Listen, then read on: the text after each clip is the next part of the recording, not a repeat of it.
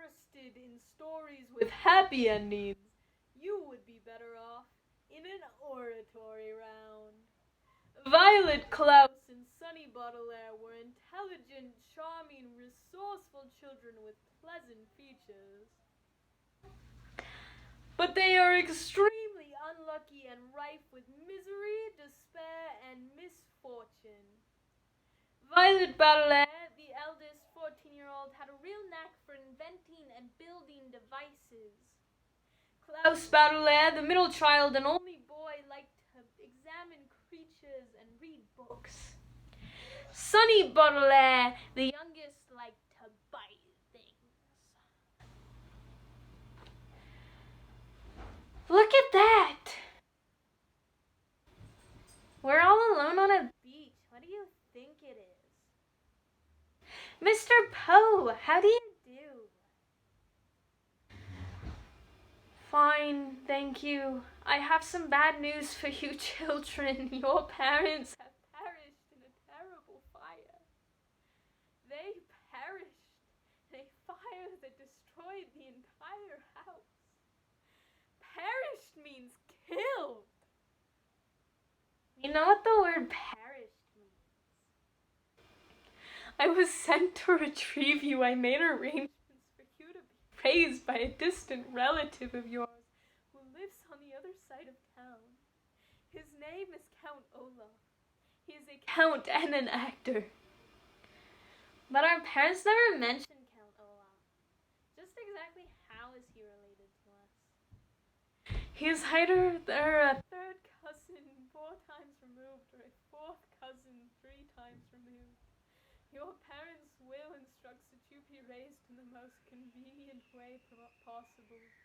Here in the city, you'll be used to your surroundings, and Count Olaf is the only relative who lives in urban limits. Well, you 3 had better start packing. Are you sad, unlucky, and oftentimes wonder if there's some mysterious force purposely trying to make you as unhappy as possible? Yes?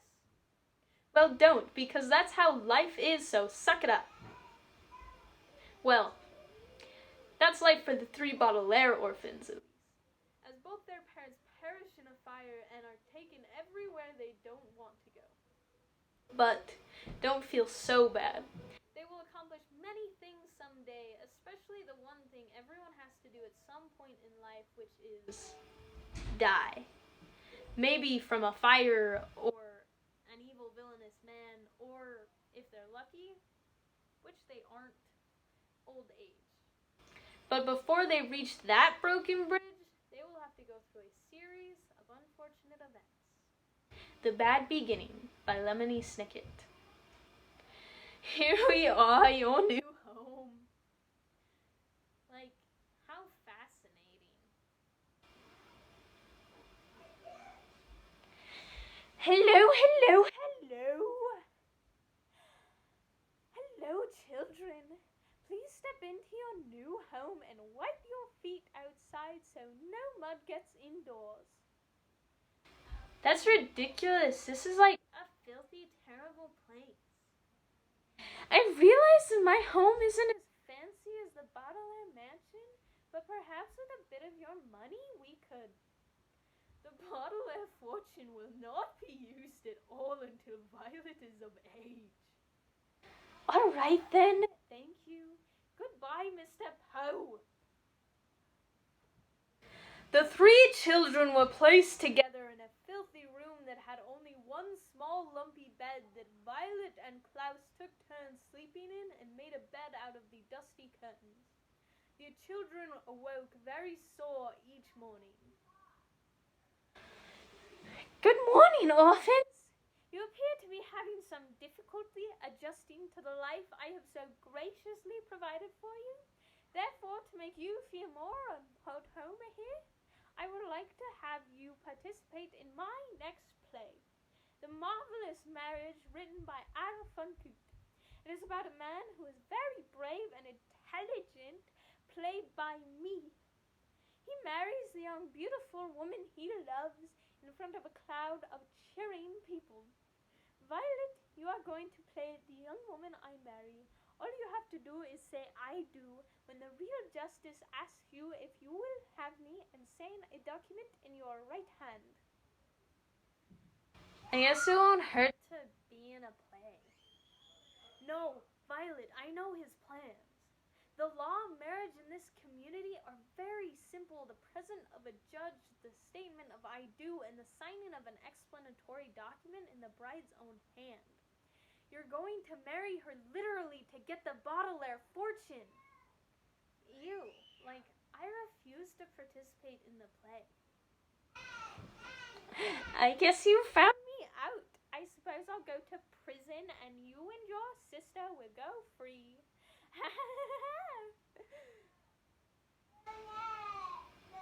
Where's Sunny? What have you done with her? It's in a bad cage, dangling from the tower. If you like, I could let her go, but surely even a stupid brat like you might realize that if I let her go, poor little Sunny might not survive the fall. Please, we'll do anything, like, just don't harm her. Will you marry me? You're a terrible man. I will marry you.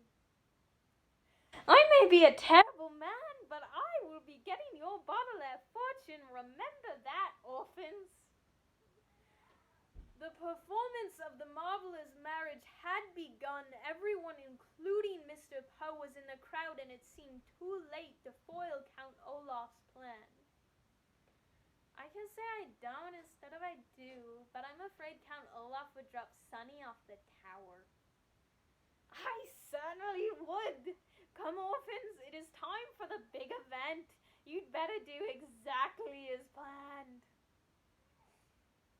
In sickness and in health, in good times and bad, and all of those things that are said to many people who decide for one reason or another to get married. Do you take this woman to be your lawfully wedded wife? I do. Do you take this man to be your lawfully wedded husband? I do. I have an announcement. There is no reason to continue tonight's performance. It has not been a scene of fiction. I am in control of her entire fortune because this marriage is completely legal. Violet said I do and signed her name here on the paper in her own hand. Therefore, I'm in complete control of her state. Beg your pardon, Count Olaf, but you were wrong. I did not sign the document in my own hand as the law states. I am right-handed, but I signed the document with my left hand. If Violet is indeed right-handed and she signed the document with her left hand, then it follows that the signature does not fulfill the requirements of the nuptial laws. The law clearly states the document must be signed in the bride's own hand. Therefore, we can conclude that this marriage is invalid and Count Olaf is not in control of the Baudelaire fortune. Send him to jail. He's an evil man. Arg! You may not be my wife, but you are still my daughter. There's nothing illegal about trying to marry someone. But there is something illegal about dangling an infant out of a tower. I hereby arrest you in the name of the law. No, pandemonium! All of the lights went off, and as everyone was standing in darkness, instant pandemonium ensued. Count Olaf escaped. Violet made her way across the stage to turn it back on. I'll get my hands on your fortune if it's the last thing I do, and when I have it, I'll kill you and your siblings with my own two hands.